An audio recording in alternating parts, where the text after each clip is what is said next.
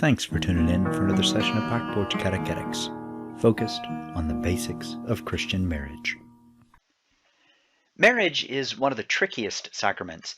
I think that's because, it's the most common, right? Perhaps baptism is really the most common. More people are baptized than any other sacrament. But people are married in all kinds of cultures, and you do not have to be Christian to be married. So there's this certain sense in which marriage is just natural, and everybody knows it. Everybody celebrates it. There are different customs about marriage, but there's lots of overlap among cultures. That marriage celebrates love and is leadership within a family.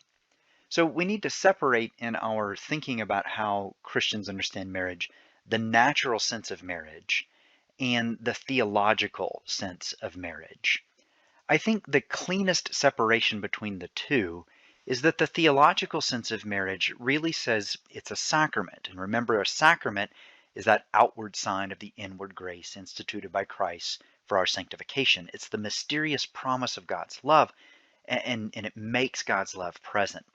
So the difference between a non-sacramental marriage or just a natural understanding of marriage and a theological or sacramental understanding of marriage is really whether you think the marriage is a symbol of the love of Christ and his church.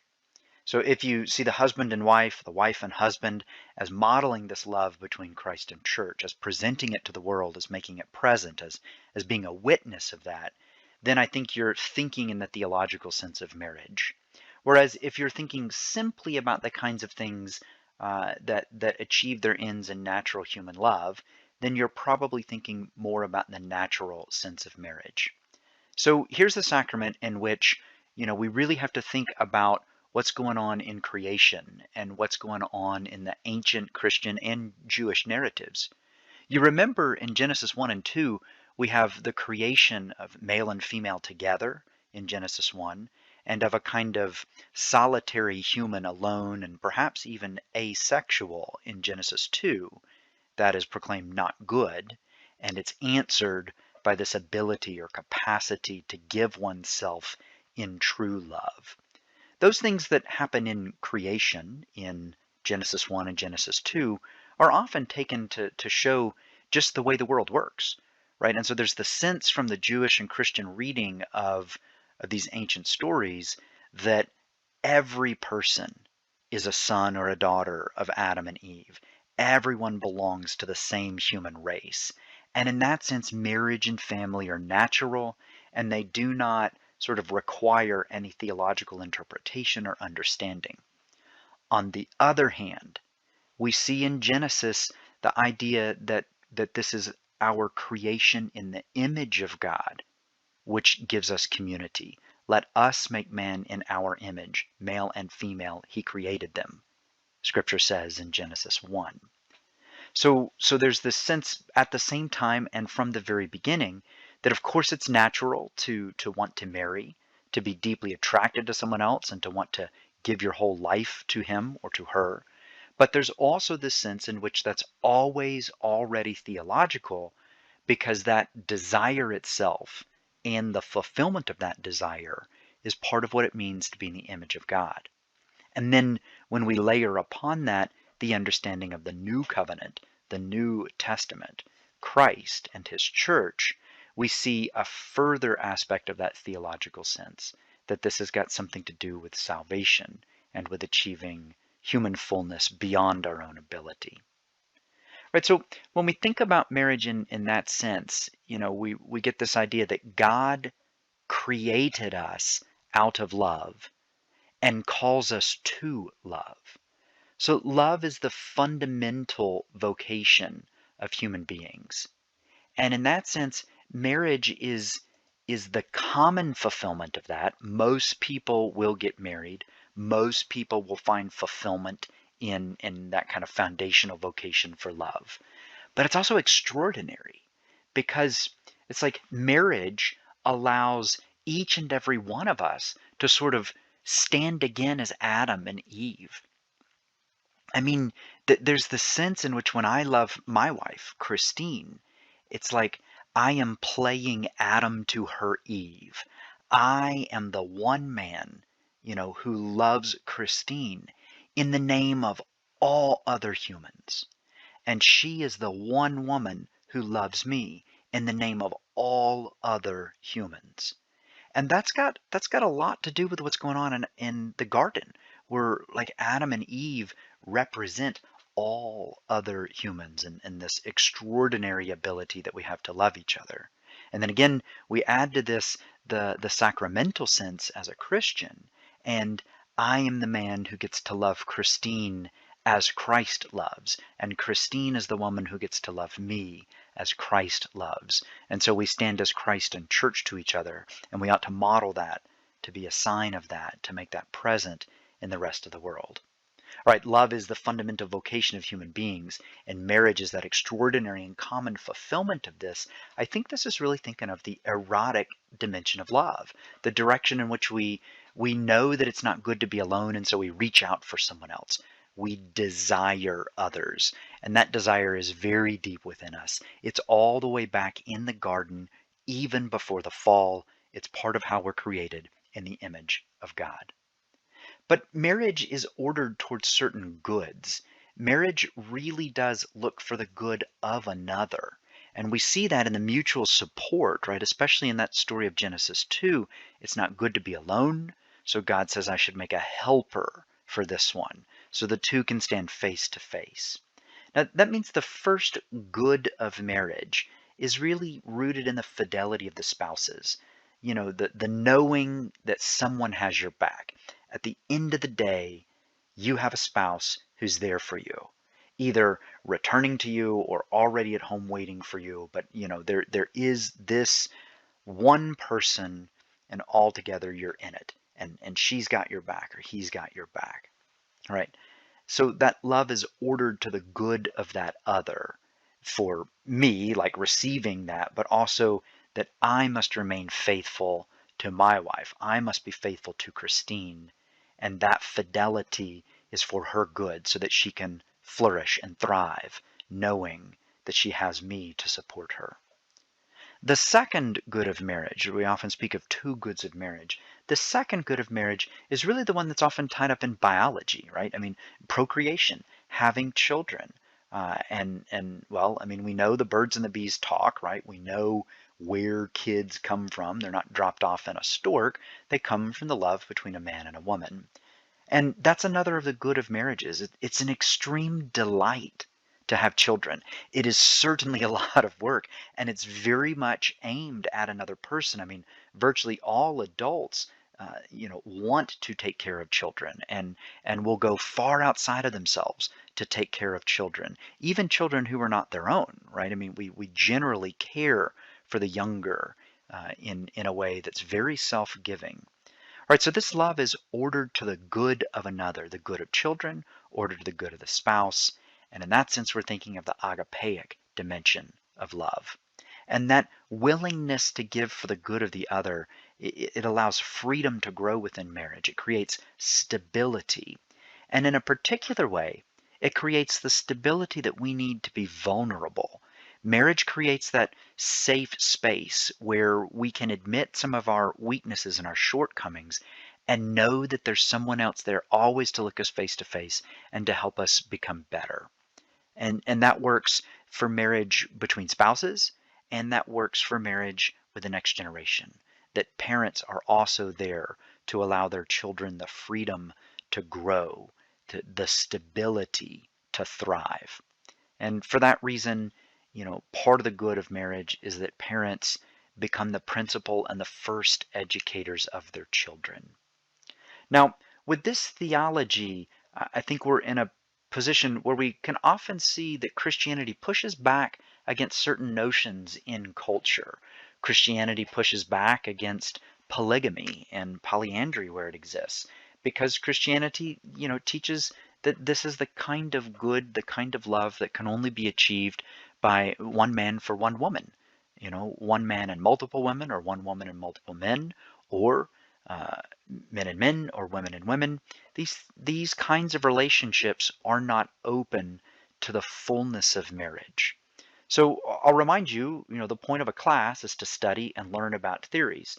If this is your theology and you already accept and embrace it and you want this to be true in your life, then that's wonderful. You're well matched to Christian theology.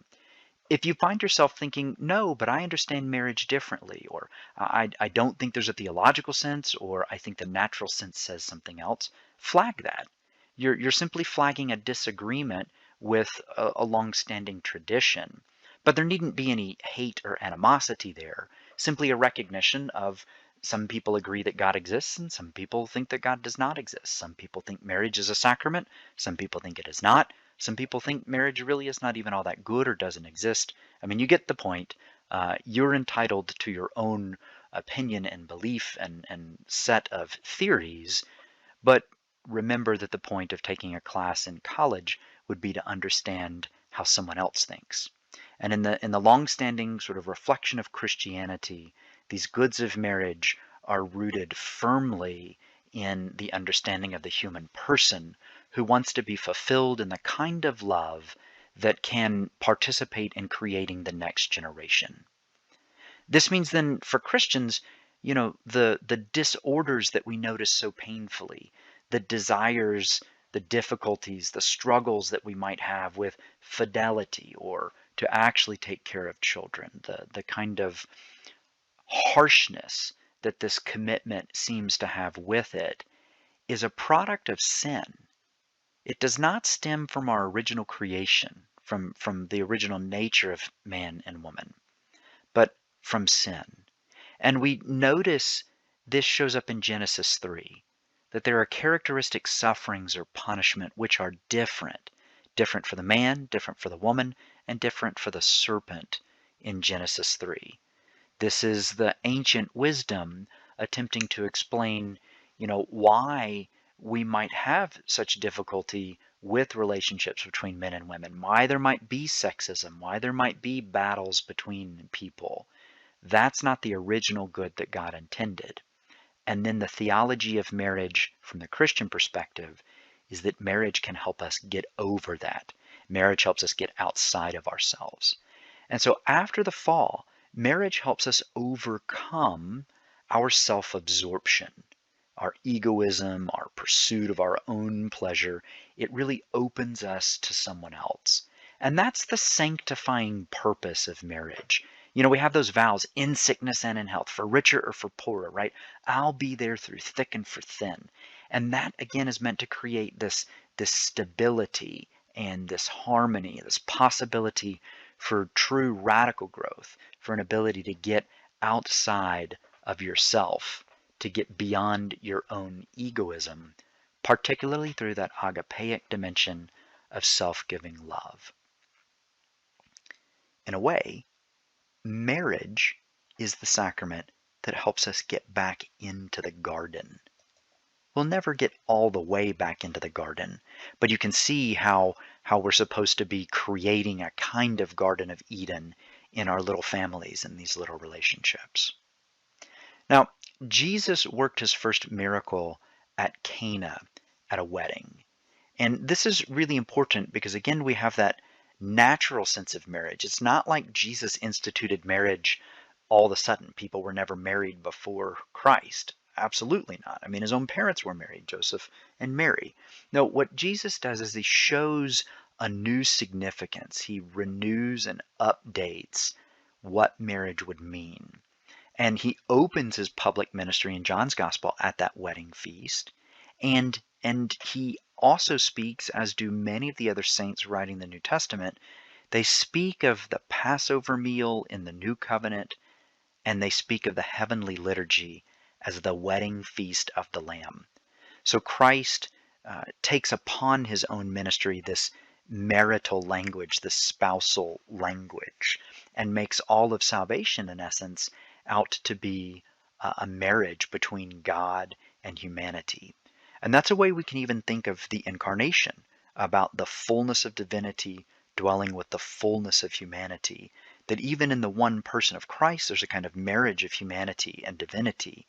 And of course, that coming to us is meant to allow us, humans, to enter into that kind of a deep and intimate relationship with God that could only properly be called marriage.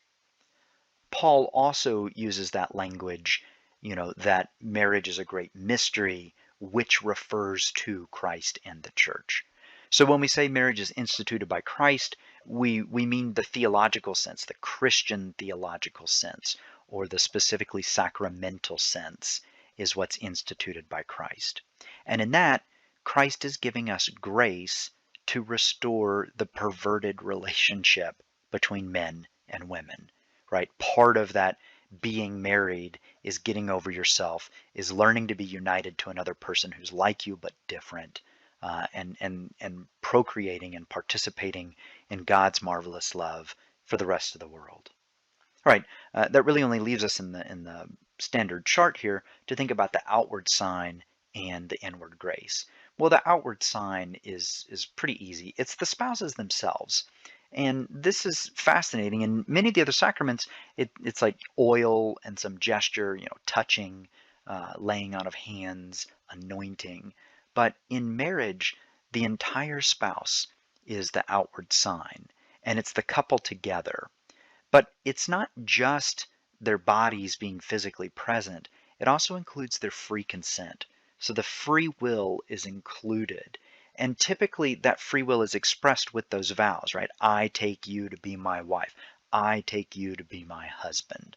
There's a lot going on there in speaking someone's name, in standing face to face, and in aligning your words with your thoughts and your intentions and your choices and decisions, so that there's like a whole person present, inner and outer, past and present and future. And the inward grace of that kind of an action, the extra bit that God adds to a sacramental marriage, is this new ability to love your spouse for her or for his good. And that includes to love children, and that includes the ability to witness the love of Christ for his church. Now, there's a lot going on with sexuality, with fertility, with belonging together, with the fullest expressions and highest expressions of love in marriage. I want to call your attention to another aspect of Christian reflection on marriage, which seems paradoxical at first, and that is virginity. Virginity for the sake of the kingdom.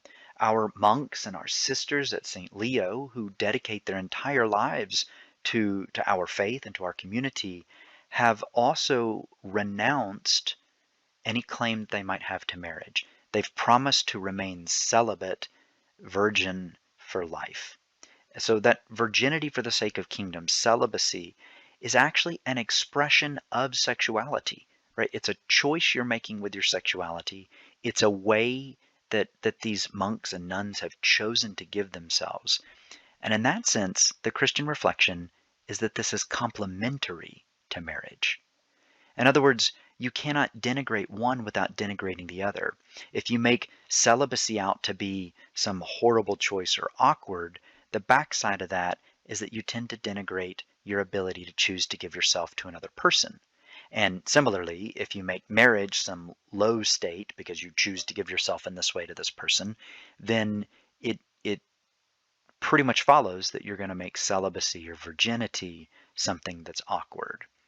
In this sense, both virginity and marriage present the kind of liberation of our sexuality which comes when our love is focused.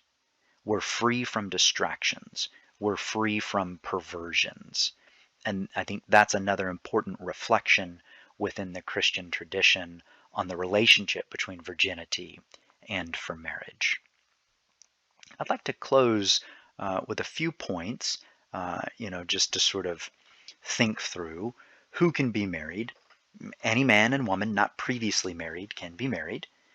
And of course, the marriage is only a sacrament if both spouses are baptized.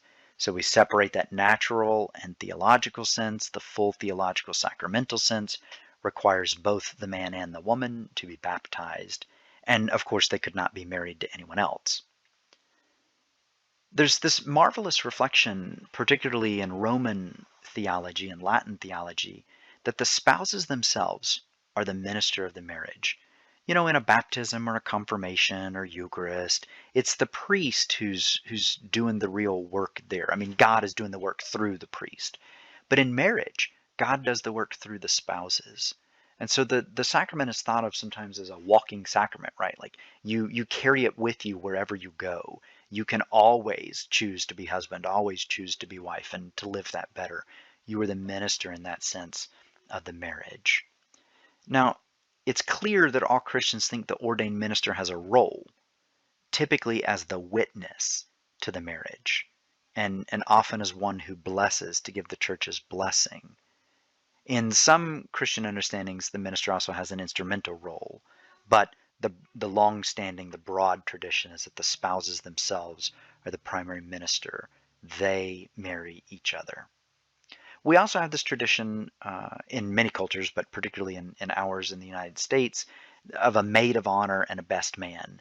And these are also witnesses to the marriage. They're called to be the first witnesses of that sacramental marriage, Christ's love for the church. They're called to be witnesses who can attest to the genuine love and genuine freedom of the man and woman marrying each other.